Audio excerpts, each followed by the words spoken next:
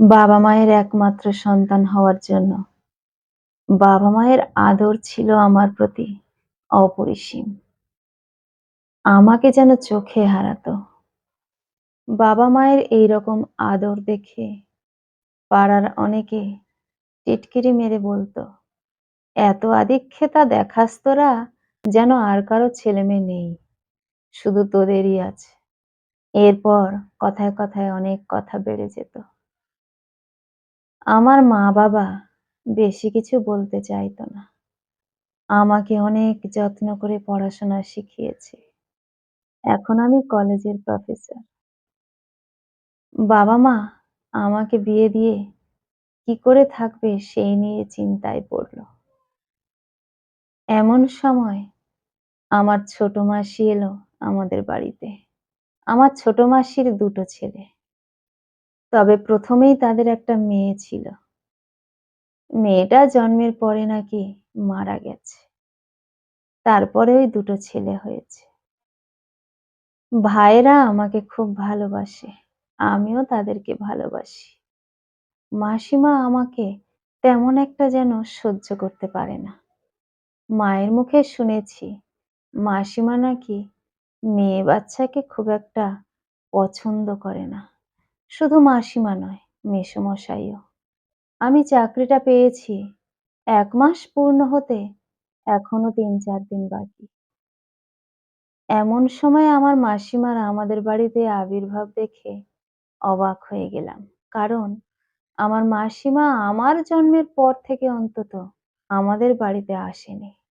মার সঙ্গে মামার বাড়িতে গেলে মাসিমা আমাকে এড়িয়ে, এড়িয়ে চলত। কিন্তু হঠাৎ আজ দেখে অবাক হয়ে গেছি। আমার মা সকালেই বলেছিল যে, "তোর মাসিমা আসবে রে মা।" আমি বললাম, "সে কি কথা? আজ পর্যন্ত কোনোদিনও দেখিনি মাসিমাকে আসতে। আর এখন কি ব্যাপার হঠাৎ?" মা বলল, "হয়তো তুই চাকরি পেয়েছিস সেই জন্য তার মনে আনন্দ হয়েছে। তাই হয়তো আসবে।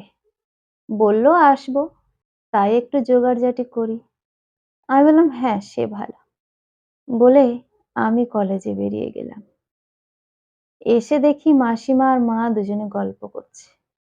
ঘরে ঢুকতেই মাসিমা তাড়াহুড়ো করে উঠে এসে আমাকে জড়িয়ে ধরে কাঁদতে লাগলো। আমি তো অবাক হয়ে গেছি। আমি বললাম, "কি হয়েছে মাসিমা? তুমি কাঁদছো কেন?" মাসিমা বলল, "আমার মেয়েটা কত বড় হয়ে গেছে। আজকের কলেজের প্রফেসর হয়েছে। আমি ভাবতেও পারছি না।" মাসিমার এমন কথা শুনে আমার চক্ষু ছানা বড়া হয়ে গেল। আমার মা ধড়ফড়িয়ে উঠল।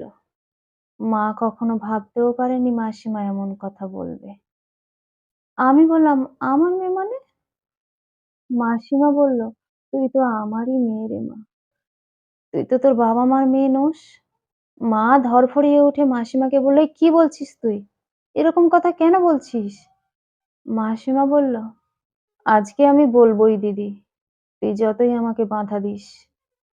মা বলল, "এরকম তো কথা ছিল না। তোরা লেখাপড়া করে দিয়ে দিয়েছিস আমাকে।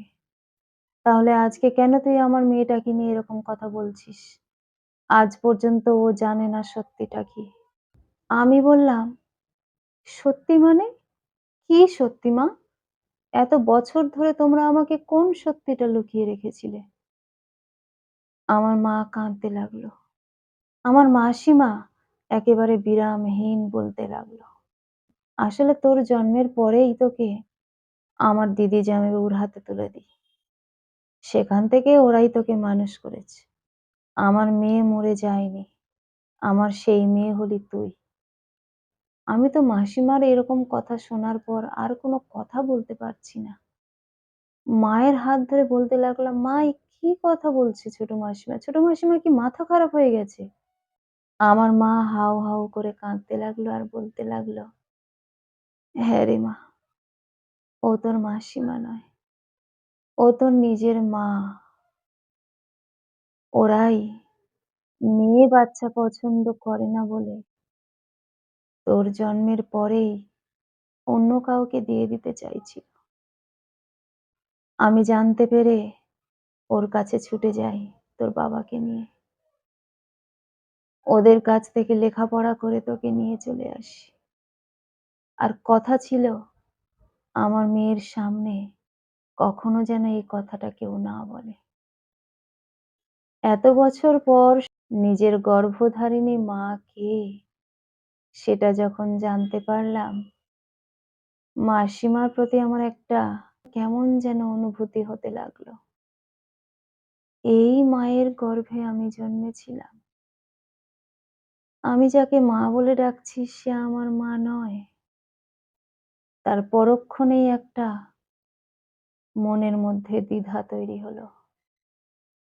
যে মা নিজের সন্তানকে অন্যের হাতে তুলে দিতে পারে জন্মের পরেই, সেই মা কখনো মা হওয়ার যোগ্য নয়।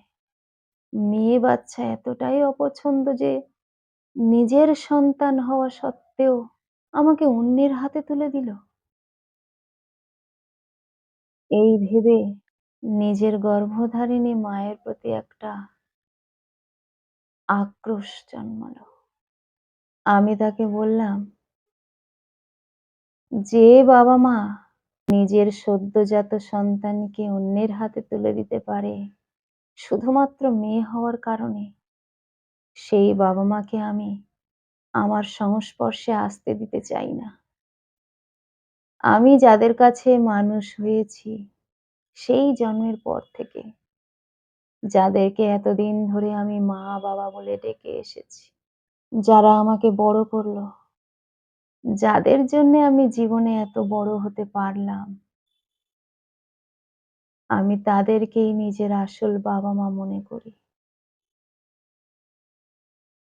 তোমাকে নয়। এত বছর কোনোদিনও আমার প্রতি তোমার এতটুকুও দয়া মায়া দেখিনি।